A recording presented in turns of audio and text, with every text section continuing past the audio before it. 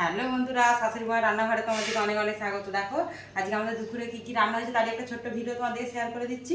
দেখো রয়েছে, দেখো সাদা ভাত, আর সাথে রয়েছে দেখো কালকে তপসে মাছ, যেহেতু আমরা খাইনি ওই জন্য তপসে মাছ রেখে দিয়েছিল। আজকে আবার চপ বানিয়েছি, এ দেখো পাতে নিয়ে নেবো। এই যে তপসে মাছ, আর এই যে বেগুনের রেসিপিটা তোমাদেরকে বেগুন অমলেট বানিয়ে শেয়ার করেছি। এই দেখো কত সুন্দর হয়েছে, খুব গরম। এগুলো গরম গরম ভাত দিয়ে খেতে ভালো লাগবে। এখানে রয়েছে দেখো তপসে মাছ দিয়ে আলু দিয়ে বেগুন দিয়ে একটা তরকারি বানিয়েছি। এখানে রয়েছে দেখো নিম ঝোল।